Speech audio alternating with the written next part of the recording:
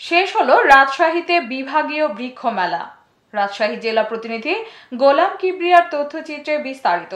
সাথে আছে আমি রাজিয়া সুলতান। আপনারা দেখছেন i1 টিভি। পুরস্কার বিতরণের মাধ্যমে শেষ হলো রাজশাহী বিভাগীয় বৃক্ষ মেলা।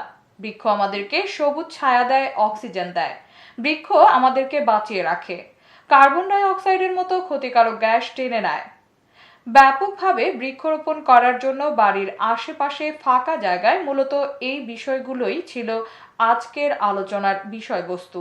গাছ আমাদের অক্সিজেন দেয়, আমরা গাছ কেটে ফেলছি কিন্তু গাছ লাগাচ্ছি না। প্রতিটি মানুষের বাড়ির আশেপাশে বিভিন্ন রকমের গাছ লাগাতে হবে। শুধু গাছ লাগালেই হবে না, সেই গাছের যত্ন নিতে হবে।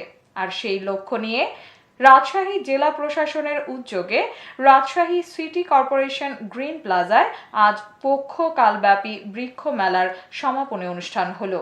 অনুষ্ঠানে প্রধান অতিথি ছিলেন জনাব মোহাম্মদ খন্দকার আজিম আহমেদ, বিভাগীয় কমিশনার, জনাব আফিয়া ডাক্তার, রাজশাহী জেলা প্রশাসক। বিশেষ অতিথি ছিলেন জনাব মোহাম্মদ শাহজাহান, ডিআইজি রাজশাহী রেঞ্জ, জনাব মোহাম্মদ সুবেদার ইসলাম, বন সংরক্ষণ, বগুড়া।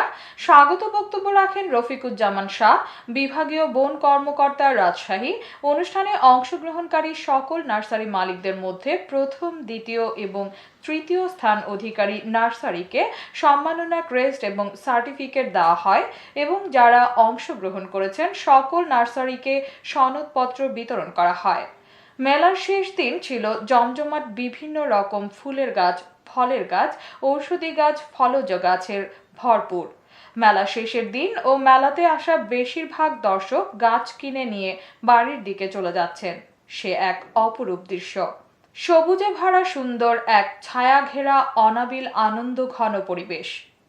আমরা আজকে অত্যন্ত আনন্দিত যে আমাদের যে 20 দিন ব্যাপী যে দীর্ঘ বৃক্ষ মেলা ছিল সেটার সফল সমাপনী ঘটতে যাচ্ছে।